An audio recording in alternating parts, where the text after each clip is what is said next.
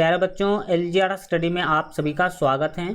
जैसा कि आप सभी जान रहे हैं कि गणित के अंदर जो है हम लोग फर्स्ट चैप्टर जिसका नाम है वास्तविक संख्याएं, ये चैप्टर पढ़ाई कर चुके हैं और आज जो है इस चैप्टर से related most important objective question का डिस्कशन करने वाले हैं, जो कि आपके एग्ज़ाम के लिए काफ़ी ज़्यादा महत्वपूर्ण है। और आप अगर आज के क्लास में बताए गए सारे क्वेश्चन को शुरू से शुरू से अंत तक ध्यान से सीखते हैं तो आपको इस तरह के क्वेश्चन जितने भी आपके एग्ज़ाम में आएंगे, एक भी क्वेश्चन आपको बनाने में टाइम नहीं लगेगा। बहुत ही आसानी तरीक़ा से आप बना पाएंगे और बहुत ही ज़्यादा जो है नॉलेजियस ये वीडियो आपके लिए होने वाला है।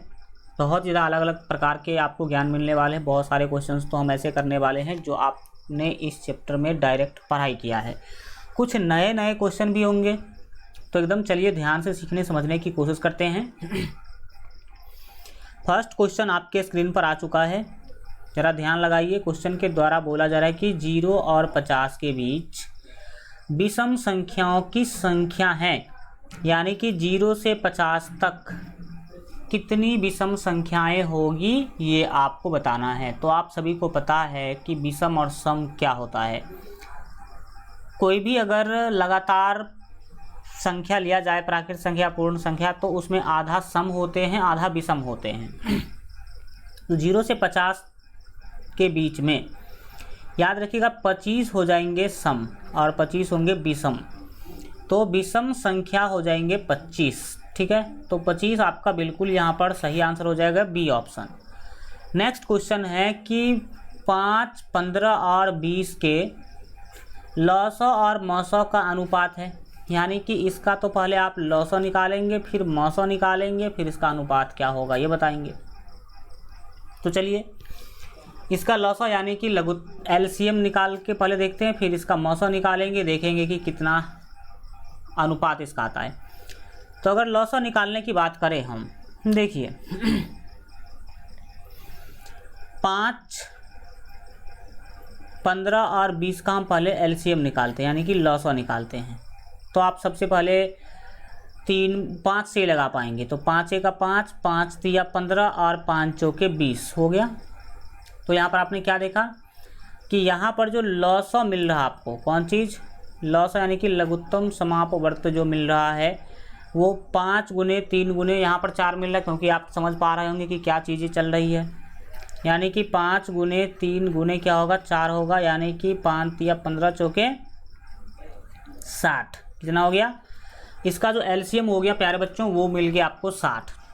अब इसका निकालना है मौसो। किसी भी 3 संख्या का मौसो अगर भाग विधि से निकालना हो तो हम सबसे छोटी संख्या से पहले हम सबसे बड़ी संख्या में लगाएंगे। तो सिंपल है, 5 चौके कितने हो जाएंगे प्यारे बच्चों, 20 हो जाएंगे। ये हो गया कैंसिल, यानी कि यहाँ पर मिला आपको HCF 5। अब जितना HCF मिला उससे जो बच गया संख्या है उसमें लगाएंगे, तो 15 बचा हुआ है।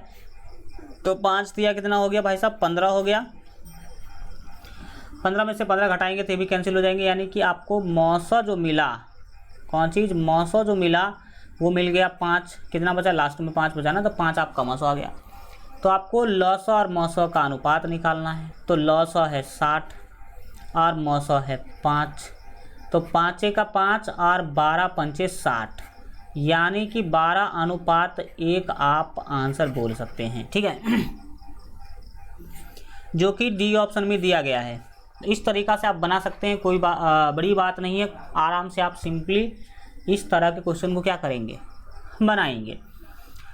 तो हमने बस लॉसो पहले निकाला, फिर मौसो निकाला, फिर दोनों का अनुपात निकाल दिया। नेक्स्ट क्वेश्चन की बात करेंगे हम लोग, निम्न में से कौन अपरिमेय नहीं है। अपरिमेय कौन नहीं है मतलब कौन परिमेय है ये आपको बताना। अपरिमेय नहीं मतलब परिमेय।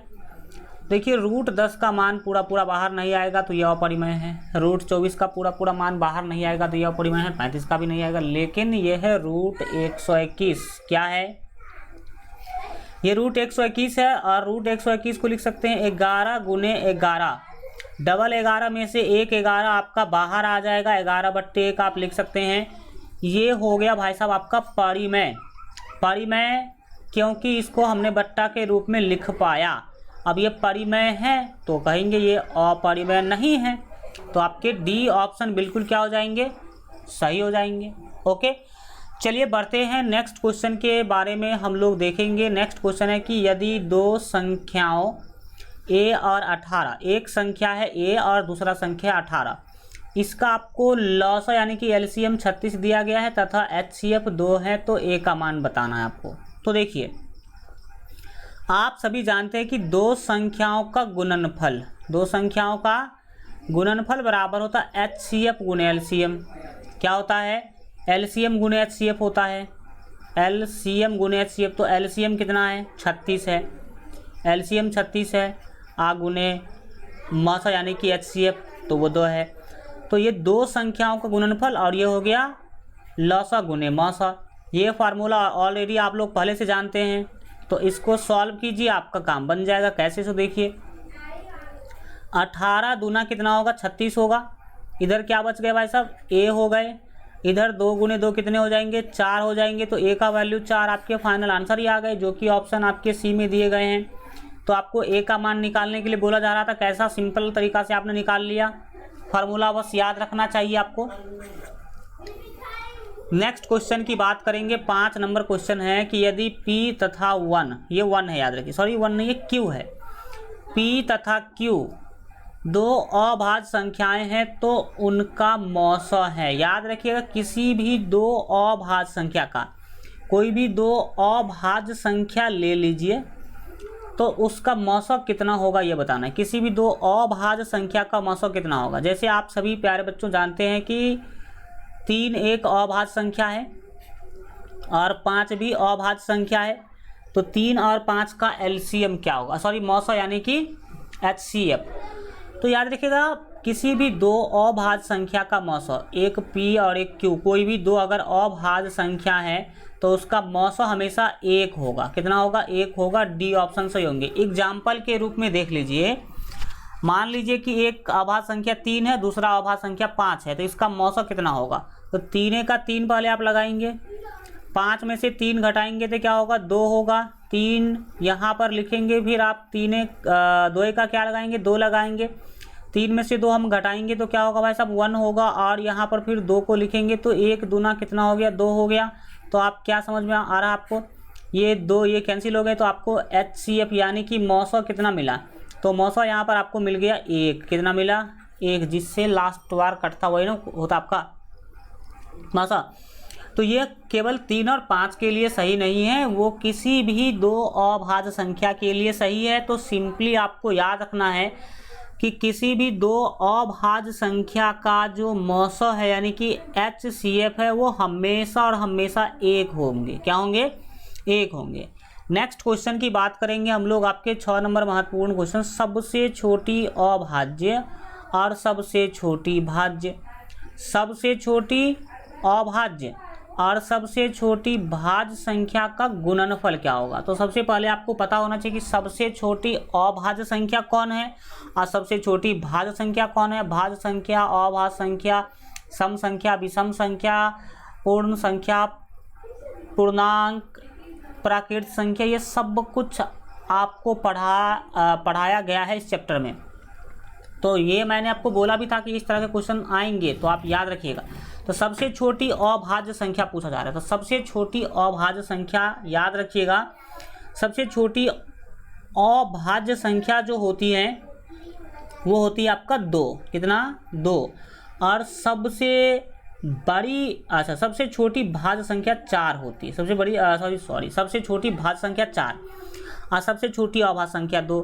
तो 2 और 4 का गुणनफल कितने होंगे भाई साहब, 8, यानी कि सी ऑप्शन आपका सही हो जाएगा।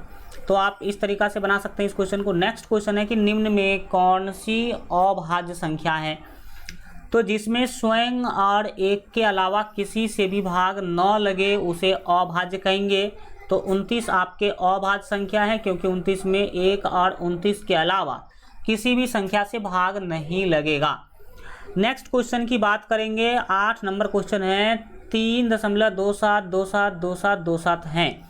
हम इस चीज़ों को 3.27 को 3.27 का रेकरिंग भी लिख सकते हैं, क्योंकि आप हाँ नहीं लिख सकते रिकरिंग, क्योंकि इनफाइनाइट बार रिपीट नहीं कर रहा है, इनफाइनाइट बार रिपीट नहीं कर रहा है, इसीलिए हम नहीं लिख सकते हैं। अनंत बार रिपीट नहीं हो रहा है, एक लिमिट टाइम तक रिपीट हो रहा है। तो दूसरी बात आप याद रखिएगा कि ये शांत दशमलव है, प्रसार है, क्योंकि यहाँ पर डॉट डॉट डॉट नहीं लगा। डॉट डॉट लगा होता तो हम समझते हैं कि ये अनंत तक क्या होगा, जाएगा, अनंत तक जो है जाएगा, तो हम अशांत दशमलव वाले संख्या को नहीं बट्टा में बदल सकते हैं, लेकिन ये शांत दशमलव प्रसार है, तो शांत दशमलव प्रसार को बट्टा में लिखा जा सकता है, और जिसको हम बट्टा के रूप में लिख सकते हैं उसे कहेंगे परिमेय संख्या। क्या बोलेंगे, परिमेय संख्या, यानी कि यहाँ पर आपके बी ऑप्शन बिल्कुल सही हो जाएंगे। ओके, तो ये परिमेय संख्या हो गया। Next 10 number question 9 number question को देखेंगे। किसी पूर्णांक m के लिए सम संख्या का रूप है, तो हमने n के लिए बताया था सम संख्या का रूप। अगर कोई n संख्या है, पूर्णांक है, तो सम संख्या के बारे में हमने बताया था, सम संख्या के बारे में, एक मिनट वेट कीजिएगा। सम संख्या के बारे में हमने आपको बताया था कि 2n जो है सम संख्या होगा, और विषम संख्या के बारे में हमने आपको बताया था, विषम संख्या के बारे में हमने आपको बताया कि 2n+1 होगा विषम। तो अगर n के लिए मैंने आपको बता के आया है, तो m के लिए आप आराम से बता सकते हैं। m में अगर आपको सम संख्या पूछा जा रहा है तो 2m हो जाएगा सम, और अगर विषम संख्या पूछता तो 2m+1, यानी कि बी वाला ऑप्शन सही होता। ठीक है, तो 2n जो है सम संख्या का जनरल फॉर्म है, एंड 2n+1 क्या है, तो आपके जो विषम संख्या का ये जनरल फॉर्म है। तो आप इस तरीक़ा से बातें समझ सकते हैं। सी ऑप्शन आपका बिल्कुल सही हो जाएगा। नेक्स्ट क्वेश्चन की बात करेंगे, आपके सामने आ चुका है 10 नंबर क्वेश्चन। निम्न में से कौन सा अपरिमेय नहीं है, यानी कि परिमेय है, यानी कि आप निम्नलिखित में से किसे बट्टा के रूप में लिख सकते हैं। तो ये याद रखिएगा, आपका ए ऑप्शन ही सही होगा, क्योंकि ए ऑप्शन में जो दिया गया है वो दिया गया है आपको 64/81।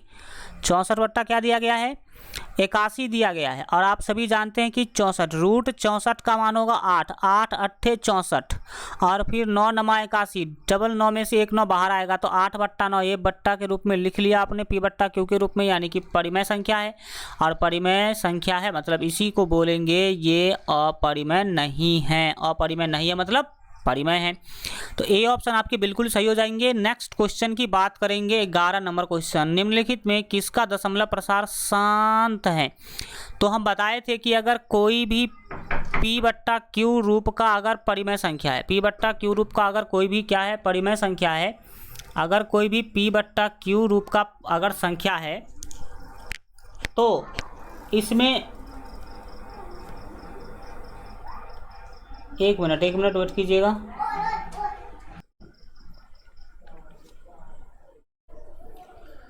तो हम बात कर रहे थे दशमलव प्रसार के बारे में। तो आपको हमने कंसेप्ट वाले क्लास में बताया था कि अगर p/q के रूप का कोई भी अगर भिन्न संख्या है, p/q के रूप का अगर कोई भिन्न संख्या है, और इसमें अगर q का जो गुणनखंड है वो 2 के पावर m गुने 5 के पावर n के रूप का होगा, तब तो p/q का दशमलव प्रसार शांत होगा।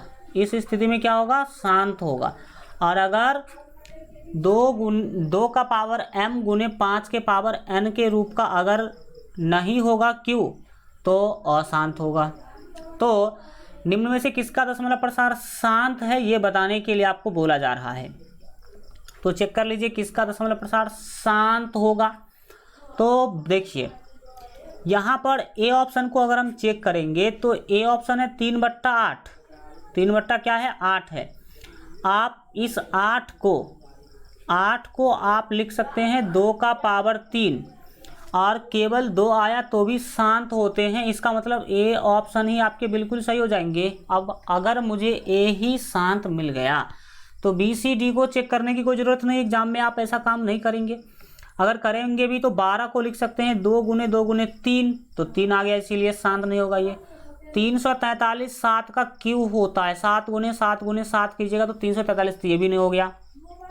1536 ऑलरेडी ये आपको पता होना चाहिए कि अशांत होगा जब आप इसका अभाज्य गुणनखंड करेंगे तो ऑलरेडी आपको समझ में आ चुका है कि ए जो है वो हो जाएगा शांत। नेक्स्ट क्वेश्चन है कि 6/15, और ये क्वेश्चन कई बार पूछा जा चुका है, इसका दशमलव प्रसार बताइए। इसको बच्चे क्या करेंगे, डायरेक्ट 15 का अभाज्य गुणनखंड निकालने की कोशिश करेंगे। 3 से लगाएंगे, 3 पंचे 15, वो बोलेंगे कि जो 15 है इसको हमने लिखा 3 गुने 5, और 3 गुने 5 लिखा, मतलब ये 2 के पावर m गुने 5 के पावर n के रूप का नहीं है, ठीक है। और अगर नहीं है तो ये अशांत होंगे। क्या होंगे, अशांत होंगे, अशांत होंगे। लेकिन यहाँ पर अशांत कहना बिल्कुल बिल्कुल गलत हो जाएगा, क्योंकि ये अशांत नहीं है, 6/15 शांत है। हम कैसे बोलेंगे 6/15 शांत है, जब कभी अगर कटने वाला हो तो काटेंगे। 3 दूना 6 और 3 पंचे 15, यानी कि आप 2/5 बोल सकते हैं इस चीज़ों को। और 2/5 नीचे में केवल 5 है, तो हम बोलेंगे इसका दशमलव प्रसार शांत होगा। तो ए ऑप्शन आपके बिल्कुल सही हो जाएंगे। ये चीज़ें गलत है, ये चीज़ें आपका बिल्कुल बिल्कुल क्या है, सही है। नेक्स्ट क्वेश्चन की ओर बढ़ेंगे। और 4 - √3 ये एक अपरिमेय संख्या है। 4 तो परिमेय है लेकिन √3 अपरिमेय है। तो एक परिमेय और एक अपरिमेय हो, बीच में जोड़ घटाव गुणा भाग कोई भी चिन्ह हो तो वो हमेशा अपरिमेय ही होगा। नेक्स्ट क्वेश्चन की का बात करेंगे। नेक्स्ट क्वेश्चन है, निम्नलिखित में कौन अपरिमेय संख्या है। अपरिमेय संख्या है ये बताना आपको। तो अपरिमेय संख्या देखिए 36 और 64, 6 छक्के 36, 8 अट्ठे 64, ये परिमेय बन जाएगा। 9 9 81, ये भी 8, ये 9 बाहर आ जाएगा, 1 बाहर आ ही जाएगा, तो ये परिमेय हो गया। ये जो है ना आपका अपरिमेय होगा। कौन, तो √3/5, क्योंकि 3 और 5 कोई बाहर नहीं आ पाएगा, तो ये अपरिमेय हो जाएगा, ठीक है। -9/√49, √49 का वैल्यू होगा 7 7 49, तो ये बाहर आ जाएगा 7, तो ये परिमेय हो जाएगा। इसीलिए आपके सी ऑप्शन बिल्कुल जो है सही यहाँ पर हो जाएंगे। नेक्स्ट क्वेश्चन है, निम्न में से कौन सी अभाज्य संख्या है। तो अभाज्य संख्या 11 है, क्योंकि 11 में बाकी किसी भी संख्या से भाग नहीं लगेगा, 1 और 11 को छोड़ करके, तो डी ऑप्शन आपके बिल्कुल सही हो जाएंगे। नेक्स्ट क्वेश्चन है कि 2 परिमेय संख्याओं के बीच कितनी अपरिमेय संख्या हो सकती है।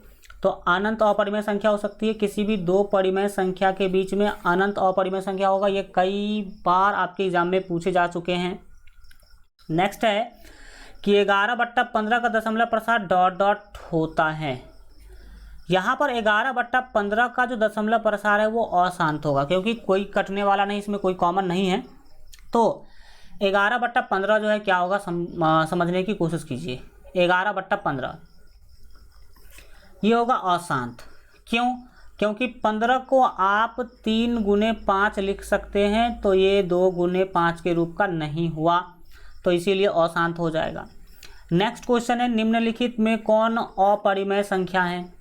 तो अपरिमेय संख्या अगर बात करी जाए तो ये √2.5 है अपरिमेय। √2.5 क्या अपरिमेय है, क्योंकि √2.5 का कोई भी पूरा एक्यूरेट वैल्यू बाहर नहीं आएगा, ठीक है। ओके, तो अब कई लोग बोलेंगे सर 0.5 गुने 0.5 कर देंगे तो बाहर आ जाएगा। एकदम बेवकूफ़ हो आप, समझिए। अगर आप 0.5 गुने 0.5 की बात करते हैं तो क्या होगा, 0.5 गुने 0.5, ये क्या होगा पता है, 5 × 25 आप सोच रहे हैं, लेकिन ये हो जाएगा ये जो गुना करेंगे तो ये हो जाएगा आपका 0.25, ठीक है। तो ऐसा तो है नहीं आपका क्वेश्चन, आपका तो क्वेश्चन है 2.5, इसीलिए इसका आप ऐसा नहीं सोचेंगे, ऐसा कोई स्थिति इसमें नहीं होगा, इसीलिए आपका अपरिमेय संख्या हो जाएगा सी नंबर, ठीक है।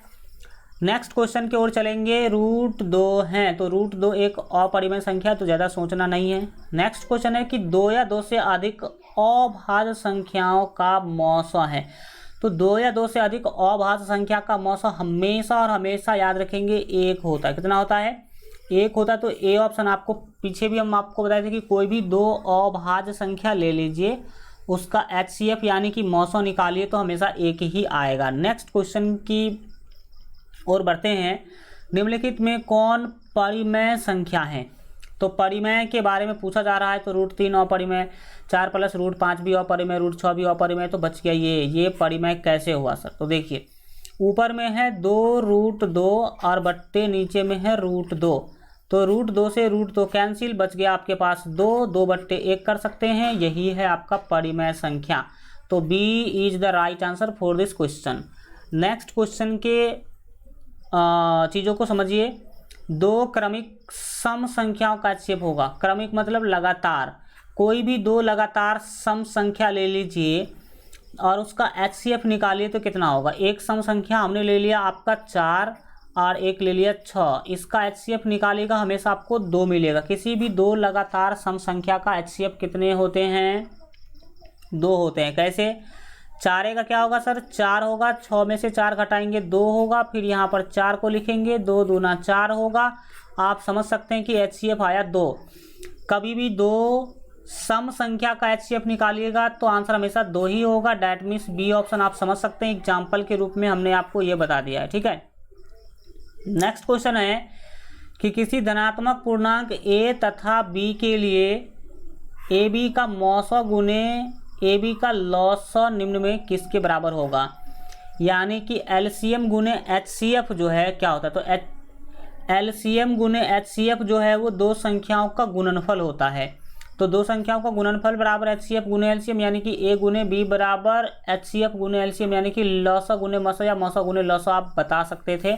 तो ये गुना होता है, न कि भाग या फिर जोड़ या घटाव होता है।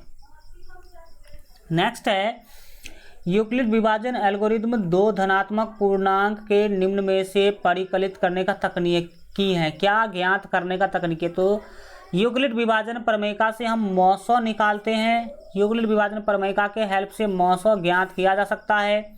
तो ये मौसौ यानी कि HCF निकालने की तकनीकी है। ओके, ये पूछा जा चुका है आपके एग्जाम में क्वेश्चन। पाई क्या है, तो पाई एक अपरिमेय संख्या है। नेक्स्ट क्वेश्चन की बात करेंगे, निम्नलिखित में कौन अपरिमेय संख्या नहीं है, यानी कि वो परिमेय होगा। तो कौन अपरिमेय नहीं है, यानी कि वो कौन संख्या जो परिमेय है, तो आपके जो सही आंसर हो जाएंगे वो डी होंगे। क्यों होंगे भाई साहब डी परिमेय, तो देखिए आप रूट के अंदर आप काटने का जो सिस्टम है वो आप समझ सकते हैं। 12 चौके 48, 1 मिनट रुकिएगा। कैसे होगा, सो देखिए यहाँ पर जो आपको अभी दिया गया है ना, वो दिया गया है √75, ठीक, और बट्टे में है √48। बट्टे में कितना है, √48 है। तो आप सभी जानते हैं 16 तिया 48 और 25 तिया 75 सॉरी। तो √25 ऊपर में बचा √25 का वैल्यू 5 और नीचे में √16 का वैल्यू √16 का वैल्यू 4। तो 5/4 हो गया कि नहीं, तो ये परिमेय हुआ कि नहीं, तो डी ऑप्शन आपके बिल्कुल क्या हो जाएंगे, सही हो जाएंगे। नेक्स्ट है कि √3 √5 है, तो ये √3 √5 दोनों के दोनों अपरिमेय संख्या हैं। अपरिमेय संख्या है, यानी कि आपका बी ऑप्शन बिल्कुल सही होगा। नेक्स्ट क्वेश्चन है निम्नलिखित में कौन सा भिन्न का दशमलव प्रसार शांत होगा। किस भिन्न का दशमलव प्रसार शांत होगा, तो शांत दशमलव प्रसार वाला अगर खोजा जाए तो आपका सही आंसर हो जाएगा आपका डी। क्यों, क्योंकि जो 3/160 है ना, 160 का जब आप अभाज्य गुणनखंड निकालिएगा तो इसमें केवल 2 और 5 ही आपको दिखाई देगा। नहीं विश्वास हो रहा हो तो देख लीजिए। 2 से लगाएंगे तो 80 दूना 160, फिर 2 से लगाएंगे तो 40, फिर 2 से लगाएंगे तो 20, फिर 2 से लगाएंगे तो 10, फिर 2 से लगाएंगे तो 5। इसके अभाज्य गुणनखंड में देखिए पूरा का पूरा 2 और 5 के अलावा कुछ भी है क्या, नहीं है। 2 और 5 के अलावे कुछ भी नहीं है, मतलब ये 2 और 5 2 का पावर m गुने 5 के पावर n के रूप का है। तो इसीलिए आपका राइट आंसर यहाँ पर हो जाएगा, ठीक है। नेक्स्ट क्वेश्चन की बात करेंगे हम लोग, जो है ये पूछा जा रहा है कि 1 2 1 1 2 1 1 2 1 1 1 2 डॉट डॉट डॉट हैं। ये जैसे ही आपको दिखाई पड़े, मतलब ये अशांत चीज़ें हैं। ये 1 दशमलव यहाँ पर होना चाहिए था, 1.211 तो 111 इस तरह का चीज़ें हैं। अशांत दशमलव प्रसार है तो अशांत दशमलव प्रसार हमेशा और हमेशा अपरिमेय होते हैं। डैट मीन्स सी ऑप्शन आपका सही हो जाएगा। नेक्स्ट क्वेश्चन है कि √3/√12। देखिएगा √3/√12, 3 का 3, 3 चौके 12, ऊपर में बचा √1 का वैल्यू 1, नीचे में बचा √4 का वैल्यू 2, यानी कि 1/2 आपके फाइनल आंसर है। तो 1/2 क्या है? परिमेय संख्या है, तो ये परिमेय संख्या होगा। ए ऑप्शन आपके बिल्कुल सही हो जाएंगे। ओके, नेक्स्ट क्वेश्चन है कि 3 - √3 है, तो एक तो परिमेय है 3, लेकिन √3 तो अपरिमेय है ना, तो ये सभी को बना देगा अपरिमेय, क्योंकि एक सरा हुआ आम सभी को सरा देता है। तो यहाँ पर 3 परिमेय था, ये √3 अपरिमेय है, तो √3 जो अपरिमेय है वो 3 को भी अपरिमेय बनाएगा। मतलब ये पूरा जो आपका सिस्टम है वो अपरिमेय होगा। डैट मीन्स सी ऑप्शन आपका बिल्कुल सही होगा। नेक्स्ट क्वेश्चन है 11.2356, लेकिन कितना भी लंबा है लेकिन शांत दशमलव है। 4 के बाद कोई भी डॉट डॉट नहीं दिख रहा है, मतलब ये शांत दशमलव प्रसार है। और याद रखेंगे कि शांत दशमलव प्रसार हमेशा और हमेशा परिमेय संख्या होते हैं। ठीक है, तो परिमेय संख्या आपका सी ऑप्शन से हो जाएगा। 5.2333 ये क्या है? ये आपको पता होना चाहिए कि ये भी परिमेय संख्या। क्यों? क्योंकि 5.2333 डॉट डॉट डॉट यहाँ पर क्या हो रहा है? 3 रिपीट कर रहा है, तो इसको हम 5.2 और 3 के ऊपर रेकरिंग भी लिख सकते हैं। और मैंने आपको बताया है कि रेकरिंग वाले संख्या को बट्टा के रूप में बदला जा सकता है, और मैंने आपको बदल करके भी दिखाया है क्लास के अंदर। यहाँ पर आपने देखा कि ये रेकरिंग वाला संख्या हो गया क्योंकि जब कोई भी अगर कोई संख्या रिपीट हो रहा हो तो उसे हम उसके ऊपर रेखीय कोष्ठ लगा सकते हैं। तो ये होगा परिमेय संख्या। क्या होगा? पूर्णांक नहीं होगा, अपरिमेय नहीं होगा, एक अपरिमेय संख्या, एक अपरिमेय संख्या नहीं, ये इनमें से कोई नहीं। क्यों? डी ऑप्शन क्यों होगा? क्योंकि ये है परिमेय संख्या। कैसा संख्या? ये परिमेय संख्या है। ठीक है, नेक्स्ट क्वेश्चन है आपके सामने 1/√7 अपरिमेय संख्या होगा, तो आपके बी ऑप्शन बिल्कुल सही हो जाएंगे। भाज्य ए और अभाज्य बी के लिए ए बराबर, अच्छा चलो ठीक है, ए बराबर BQ प्लस आर में आर के लिए कौन सा सत्य है? ए बराबर BQ प्लस आर क्या है? यूक्लिड विभाजन प्रमेय का है। और यूक्लिड विभाजन प्रमेय का में हमने आपको बताया कि आर जो होता है वो बी से छोटा होता है। आर बी से क्या होगा? हमेशा और हमेशा छोटा होगा, और 0 से बड़ा या उसके बराबर होगा। तो ये वाला कंडीशन आपको किस ऑप्शन में दिख रहा है वही समझिए आप। ठीक है, तो आपको दिख रहा आपके ऑप्शन नंबर सी में आर 0 से बड़ा या बराबर और बी से छोटा, ऐसा स्थिति आप याद रखेंगे। नेक्स्ट क्वेश्चन है कि 5√2 क्या है? भैया ये अपरिमेय संख्या है। नेक्स्ट क्वेश्चन है आपके सामने 5.2372, ये शांत दशमलव प्रसार है, इसीलिए परिमेय संख्या होगा। ठीक, नेक्स्ट है कि निम्न संख्याओं में कौन सी संख्या विजातीय है? विजातीय का मतलब 4 संख्या, वो 4 में से 3 कोई एक जैसा संख्या होगा और चौथा कोई अलग होगा।